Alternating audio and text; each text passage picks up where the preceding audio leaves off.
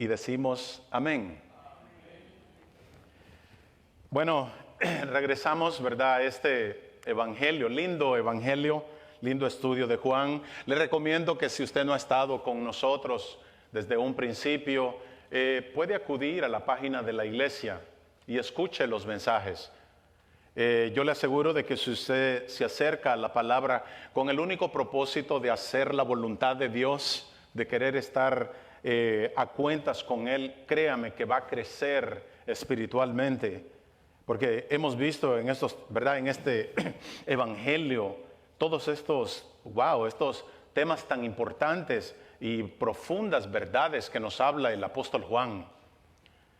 Y hemos dicho, ¿verdad?, que el interés por la palabra va de alguna manera a reflejar o va a determinar dónde está nuestra relación con nuestro Señor Jesucristo.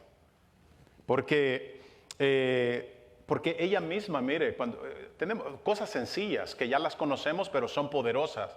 Es la misma palabra la que inyecta en nosotros la fe para creer en nuestro Señor Jesucristo. Y es ella, la misma palabra, la que también nos motiva a amarlo.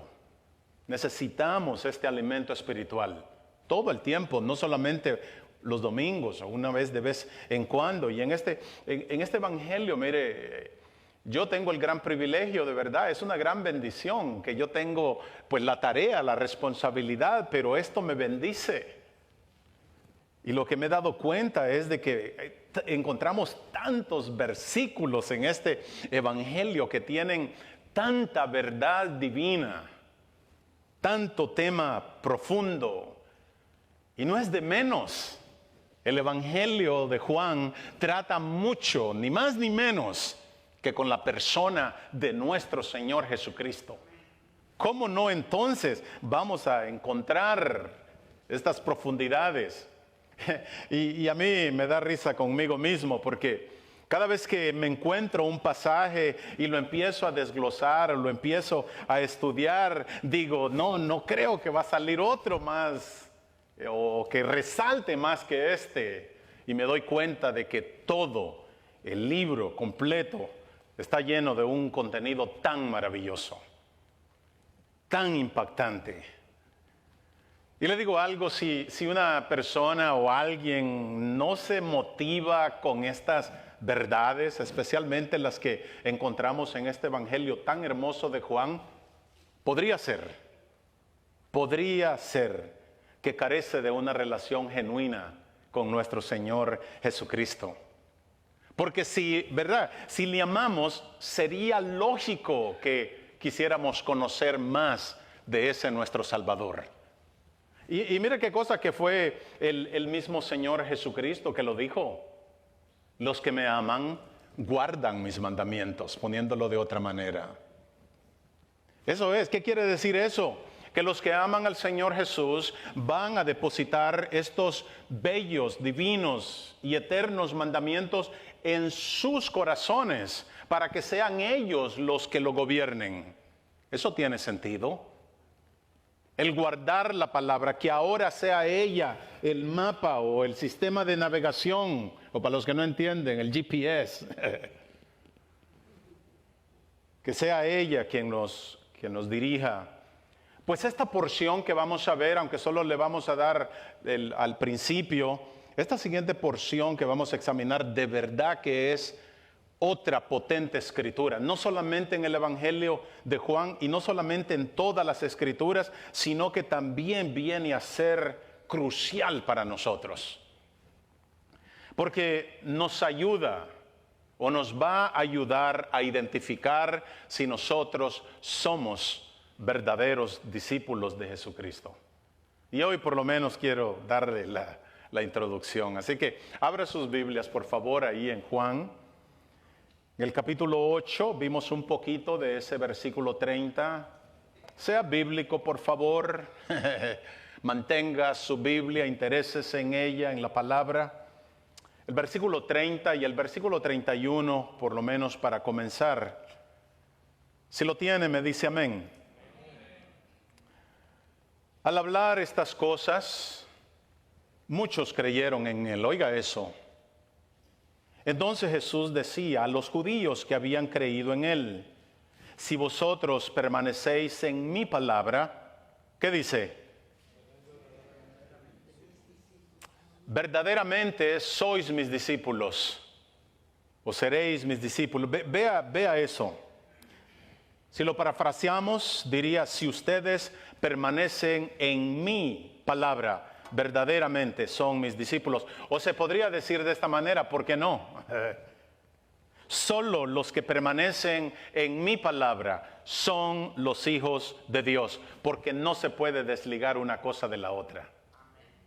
Eso es lo que nos habla el apóstol Juan.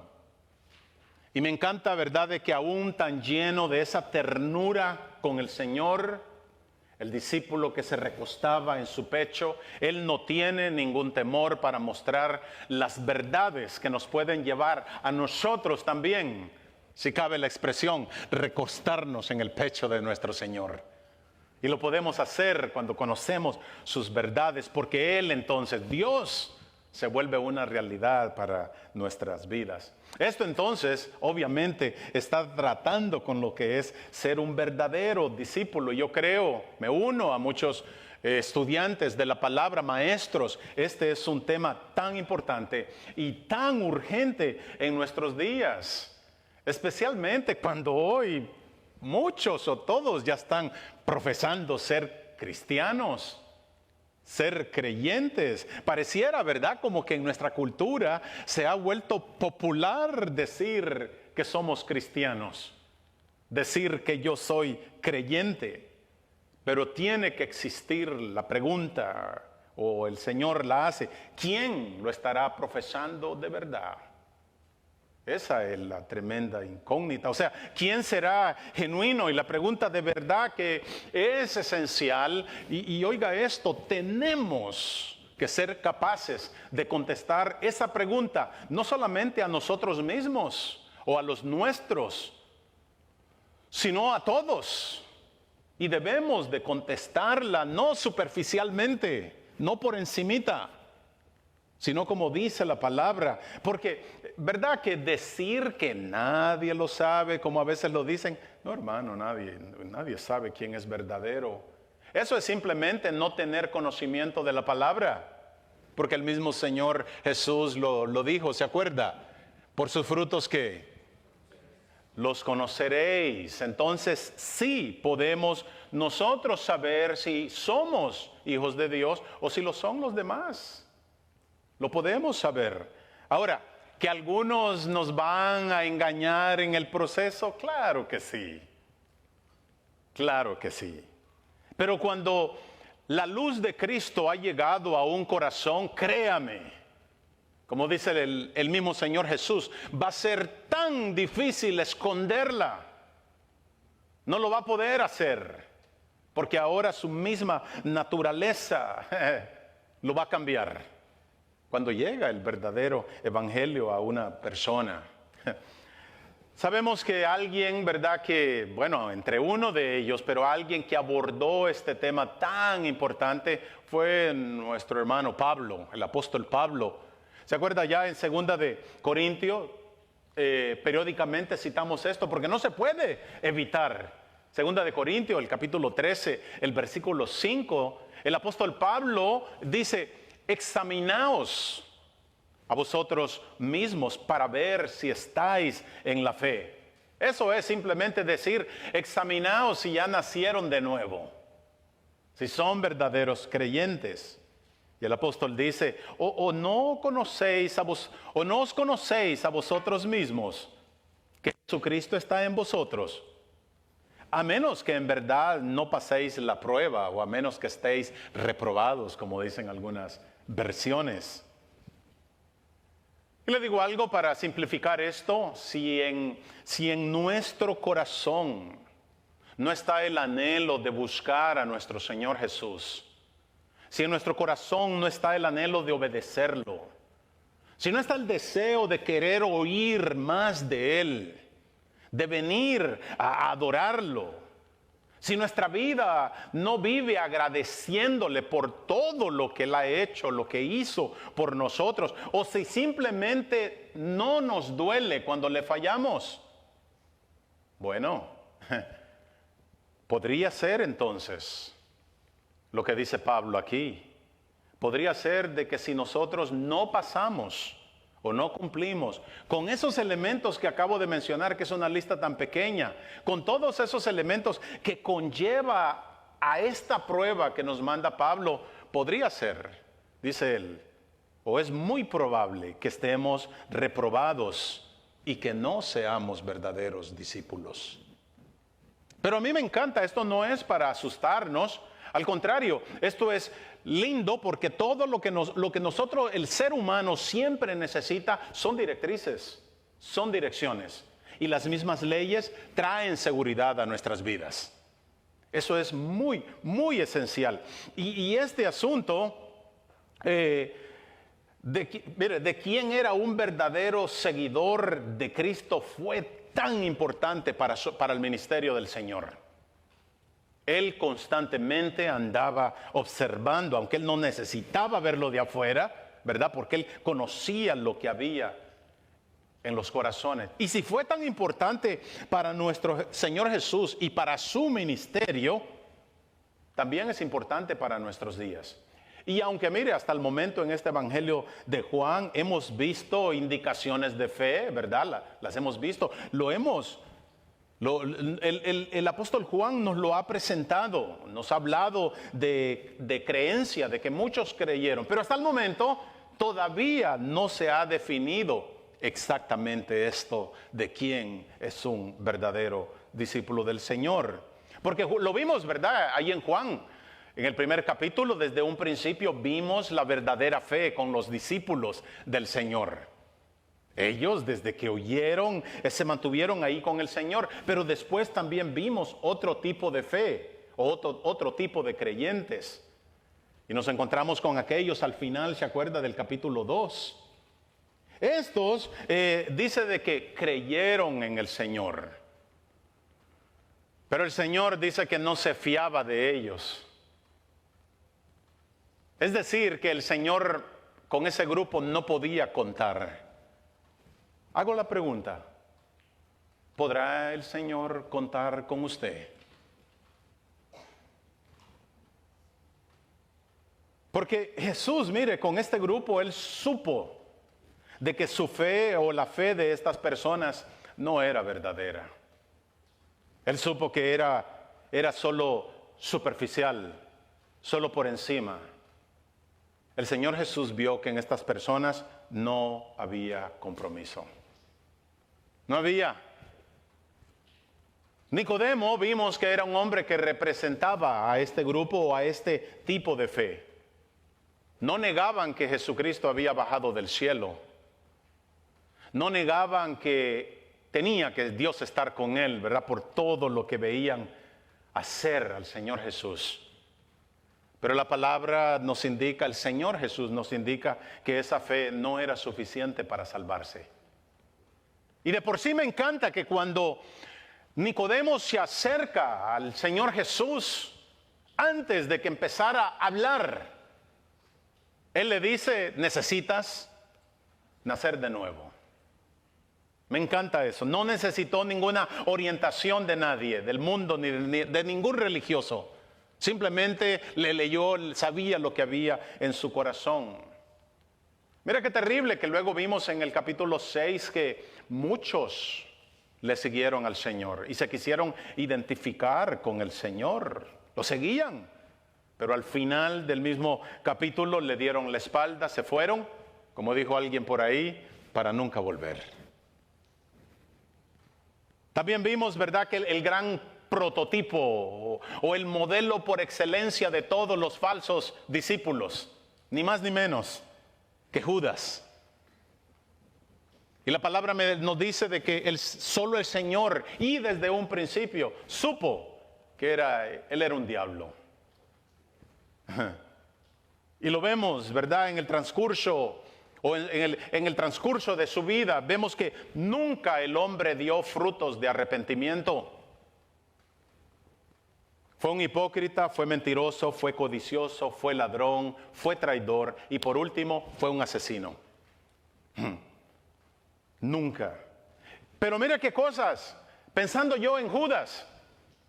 Si Judas hubiera hecho esa prueba que Pablo nos manda, esa prueba personal, posiblemente él se hubiera dado cuenta que delante de Dios estaba reprobado. Y eso es lo que digo, gracias le damos a Dios porque Él nos da lo que esto conlleva. Y el Señor siempre fue inteligente, bueno, piadoso era. Desde un principio, ¿se acuerdan? Allá en el Sermón del Monte, Él dio las directrices de lo que es un verdadero hijo de Dios.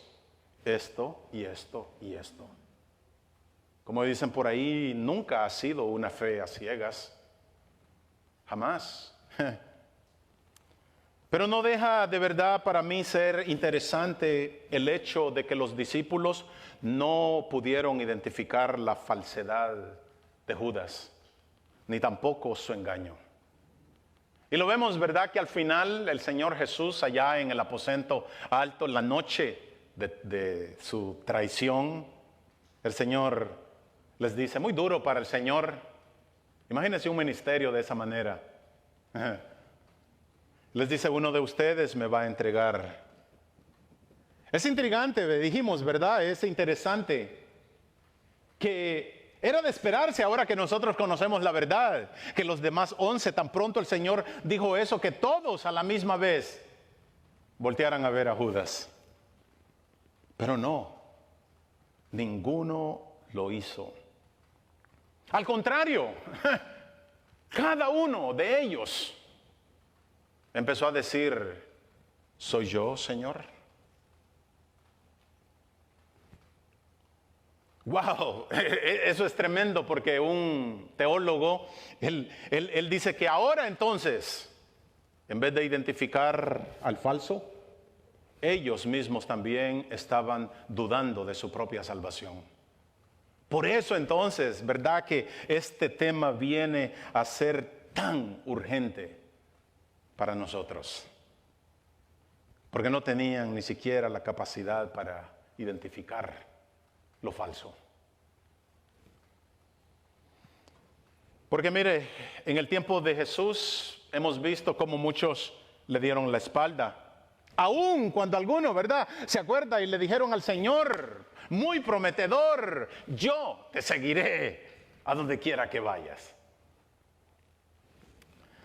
Mire que con los años he aprendido a apreciar más todavía lo que fue el proceder tanto de Juan el Bautista como del mismo Señor Jesucristo.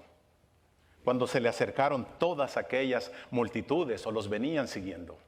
Ellos nunca se apresuraron a identificar a todas esas personas como verdaderos seguidores de Cristo, como verdaderos discípulos. O no se apresuraron a identificarlos como verdaderos convertidos. En el caso del Señor Jesús, dice que cuando le seguían, vea lo que Él le dice, algo muy conocido.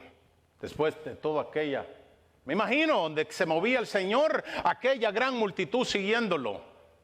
Pues Él hace una pausa, los mira y les dice, si alguno viene a mí y no aborrece a su padre y madre y mujer e hijos y hermanos y hermanas y aún también su propia vida, no puede ser mi discípulo. 27 dice, y el que no lleva su cruz y viene en pos de mí, no puede ser mi discípulo. 2 veces en 2 párrafos. No puede ser.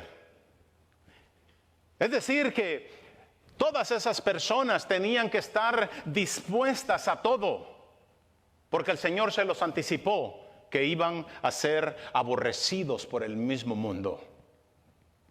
Y Él lo dijo, si me aborrecieron a mí, también los van a aborrecer a ustedes. Si me persiguieron a mí, también los van a perseguir a ustedes. Eso va de la mano. Pues miren, el versículo 30 de lo que leímos ahí en Juan 8, nos encontramos con otro grupo que llegaron a creer. Y es interesante que Ya para ahí mismo, no se esperó mucho. En el versículo 31 el Señor los identifica como los judíos que habían creído en Él. Pero si ve un poquito más adelante, en el versículo 44, esto es tremendo de veras. A ellos mismos, unos versículos después, el Señor les dice: ustedes son de vuestro padre el diablo. Qué embrollo, dijera alguien por ahí. Qué lío. Porque ¿cómo puede ser que personas que creen en el Señor Jesús, porque fue Él mismo quien los identifica como personas que creyeron? ¿Cómo puede ser que a ellos mismos y por el mismo Señor Jesús les diga o los pueda llamar hijos del diablo? Eso es alarmante. Bueno, pues ya sabemos, ¿verdad?, en lo que nos ha enseñado Juan, que hay lo que es el falso discipulado. Hemos visto lo que es la falsa fe. Hemos visto la deserción o el abandono, porque lo vimos en el mismo ministerio de nuestro Señor Jesús. Y vimos, ¿verdad?, como muchos fueron atraídos simplemente por el ruido o por la influencia de las multitudes. Y fueron atraídos por los milagros. Algunos simplemente se sorprendieron por lo sobrenatural o las cosas sobrenaturales que vieron.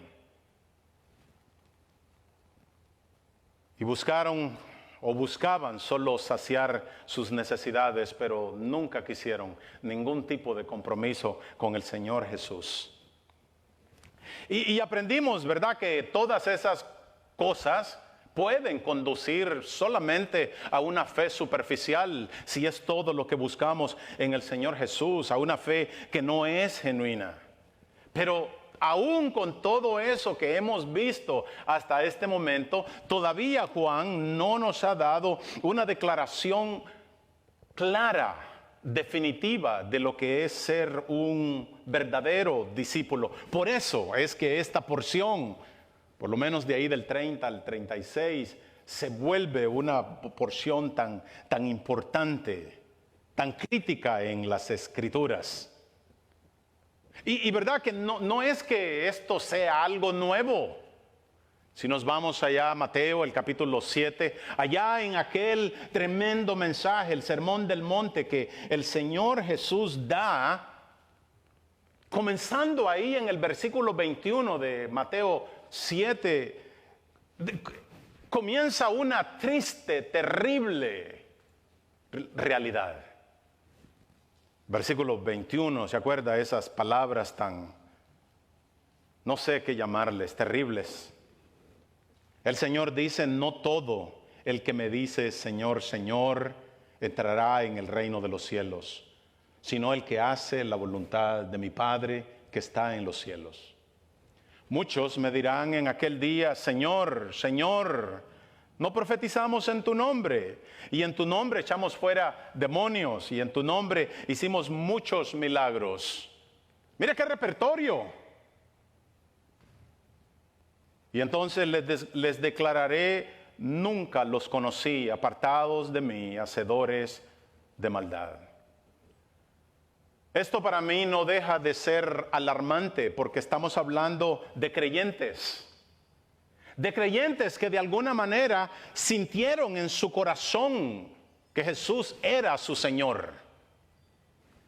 Y dice que profetizaron o predicaron y actuaban como justos. Mire qué tremendo. Hasta echaban fuera demonios y hacían milagros. Y eran tantos que en el griego simplemente se usa la frase que eran millones de millones, porque no había una manera de descifrar la gran cantidad de personas que un día le estarán diciendo eso al Señor.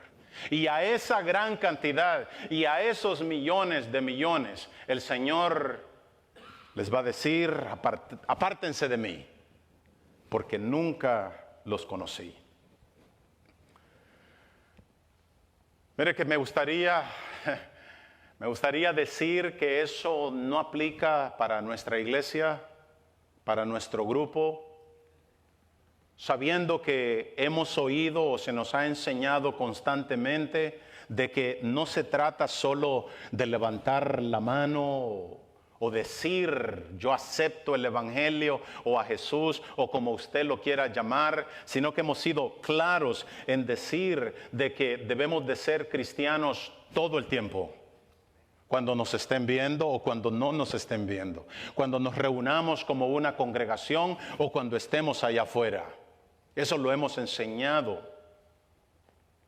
Pero aún, mire, si aún en lugares donde se enseña la verdad, y aún con el Señor Jesús, cuando fue tan claro con su enseñanza y cuando constantemente dijimos, ¿verdad?, que un elemento de su palabra, de su mensaje, de su ministerio era la advertencia. Constantemente estaba advirtiendo a la gente. Y si en medio de donde se predica la verdad hay falsos, créame que también lo sabrán en nuestro lugar, en nuestros medios. Porque al final todo depende de cada uno de nosotros. Todo depende de la manera como nos acerquemos a Dios. ¿Verdad que sí? Por eso, mire, la exhortación del apóstol Pablo creo que es muy vital. Porque él nos manda a examinarnos a nosotros mismos. De veras que a mí me encanta que el apóstol Pablo no dijo, y ustedes pastores, examinen a cada persona. Es tan vital porque este autoexamen es un beneficio para nosotros mismos. Es a nosotros quien nos favorece. Porque lo decimos, ¿verdad? Algo sencillo, lo hemos venido oyendo todo el tiempo. Porque al pretender engañar a otros, simplemente nos estamos engañando a nosotros mismos. Por eso es tan vital. Una parábola, mire, que donde nosotros vimos esto, es aquella la que vimos también en esta iglesia, la parábola de los suelos o del sembrador. ¿Verdad? Y en esa parábola nos muestra una fascinante imagen, yo creo, o dijo alguien por ahí, de lo que ocurre en el reino de Dios o en todo este asunto de la salvación. Porque ahí en esa parábola descubrimos o podemos ver que la mayoría de las personas que vienen a Cristo vienen con una fe superficial. ¿Quiénes son esos? Los cristianos del camino, los de los pedregales, los de los espinos. Todos ellos eran cristianos temporales. Porque cuando entonces llega la prueba, llega el afán, llegan las riquezas, llegan las tentaciones, llega el pecado, no lo pueden resistir. O no lo van a resistir de por sí. Mire qué tremendo que Lucas 8, el versículo 13, que es donde encontramos también esa parábola, él los identifica como aquellos que creen por un tiempo. Y lo confuso de todo eso también es que nunca se sabe cuánto tiempo van a durar. O cuánto tiempo van a aguantar. Y eso es lo confuso también, de que muchos se quedarán pretendiendo.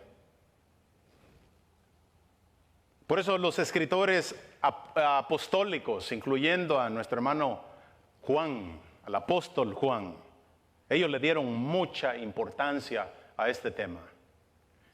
Y lo conocemos, ¿verdad? Uno de nuestros textos favoritos relacionados con eso, lo que escribió él allá en su segunda carta. En el capítulo 2, Juan dijo, salieron de nosotros porque no eran de nosotros. Ya se lo sabe, no lo voy a citar, pero más adelantito el mismo apóstol dice, pero salieron para que se manifestase que no todos son de nosotros. Juan está diciendo para que sepamos de que no todos los que estamos somos. Hoy yo creo que hasta cierto sentido es para que no nos sorprendamos. hasta cierto sentido es para que no nos desanimemos cuando ocurra, porque ya el Señor nos lo adelantó. Juan entonces está diciendo que van a haber cristianos part-time. El abuelo decía, van a haber, o decía, cristianos rateros. No se asuste, por ratos, ¿verdad? Que solo son cristianos por rato. Temporales.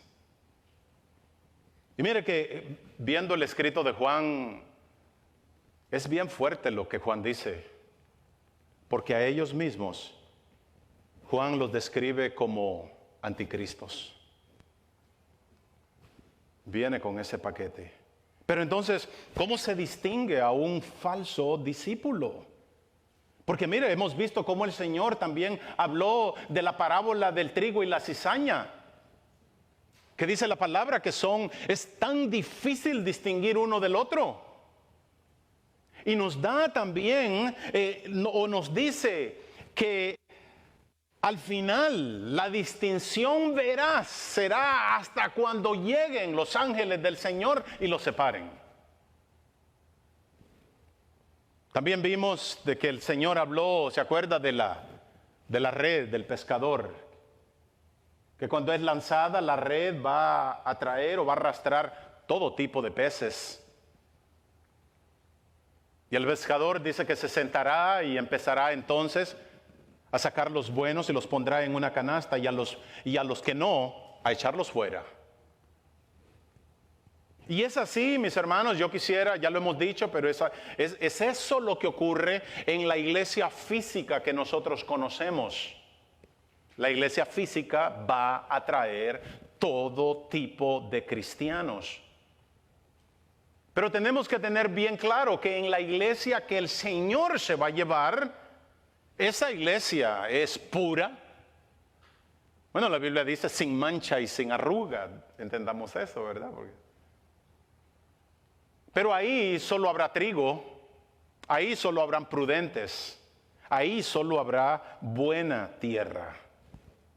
Pero la realidad es que constantemente estamos siendo confrontados con esto de que quién será real o quién no. Algunas veces hay personas que incluso dudan de la espiritualidad genuina de su cónyuge. Algunas veces dudan de la cristiandad de sus hijos. O algunas veces incluso hasta dudan de ellos mismos, y eso es por algunos comportamientos, ¿verdad? Que a veces resaltan y nos hacen pensar. La otra vez escuchaba de un hombre joven, que fue instruido por padres cristianos, y él declarándose cristiano y anhelando ministerio, servirle al Señor, oía de que se apartó de la fe, y en su casa, que ahora ya incluso hasta había hecho un altar para el mismo diablo, para Buda. ¿Cómo entonces, verdad, se sabe quién es real? Y no es que esto nos está impulsando a que tenemos que dudar de todos, ¿verdad? Y cuidarse. No es eso. Pero no se puede evitar, ¿verdad? Que muchas veces hay actitudes con las que las personas salen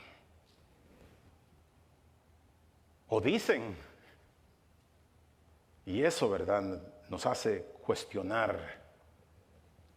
Pero ¿por qué es entonces importante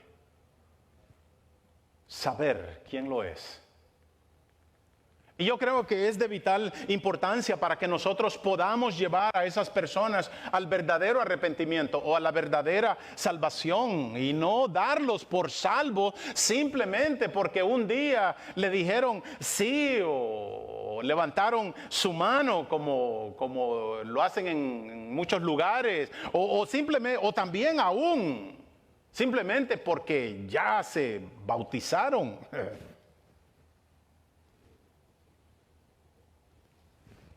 Lo que nos tiene que, o lo que tenemos que ver y practicar es que, o entender también, es de que nada de eso cuenta si no estamos viviendo en el presente o si en el presente no estamos dando frutos de arrepentimiento.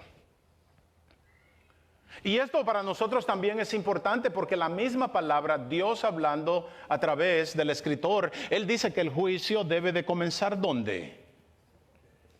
Por su casa, por nuestra propia casa. Y es ahí entonces donde nosotros tenemos que comenzar con todos aquellos, ¿verdad?, que hemos hecho confesión de fe. Es ahí donde... Y el Señor, mire entonces aquí qué pasa, se encuentra con unos judíos que creyeron. Y Juan ya nos ha mostrado que al principio es tan fácil creer. Especialmente con estas personas que fueron impulsados por los milagros, fueron impulsados por los beneficios. ¿Se acuerda? Experimentaron por primera vez lo que era comida rápida. En el caso de ellos, gratis. Y con todo lo que estaban viendo, todo apuntaba a un futuro brillante, como dicen algunos por ahí. O dijera por ahí alguien, un amigo, esto está bueno. Se veía bien. Y sabemos, ¿verdad?, que todavía mucha gente inicialmente solo se acerca a Jesús buscando bendiciones y buscando un beneficio físico. Y los entendemos, ¿verdad? Los entendemos. Porque ¿quién no quiere una mejor vida? ¿O quién no quiere salir de lo malo? ¿O quién no quiere salir del miedo? ¿O quién no quiere salir de la inseguridad? ¿O de la culpa? ¿O de malos hábitos? ¿O quién no necesita ayuda espiritual, especialmente en el tiempo que estamos viviendo, en un mundo tan lleno de ansiedad, tan lleno de miedo? ¿Quién no quiere? ¿Quién no quiere ir al cielo? ¿Quién no quiere llegar a un grupo amoroso donde lo reciben con café y pan? Entendemos eso. Y por todas, ¿verdad? Por todas estas razones, al principio es tan fácil creer. Es tan fácil decirle amén al Evangelio.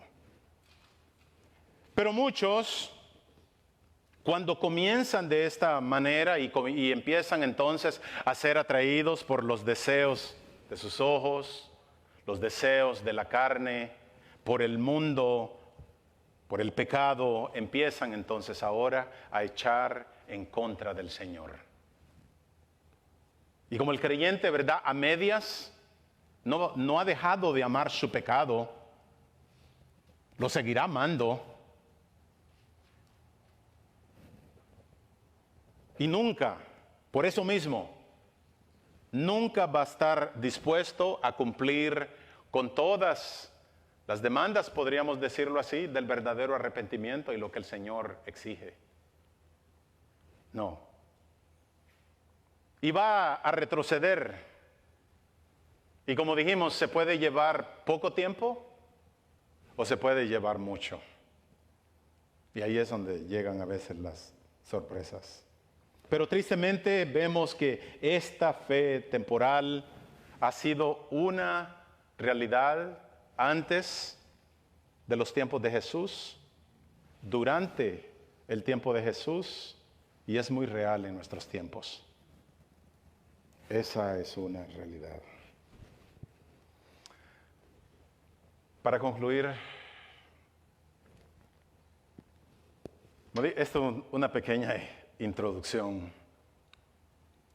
Sabemos, ¿verdad?, que Hebreos ha sido un libro que trata mucho con este tema. Y en el capítulo 10, ahí por el verso 38, oiga ese versículo, citando el escritor Habacuc. Él dice, mas el justo por la fe vivirá. Pero sigue diciendo, y si retrocediere, no agradará mi alma.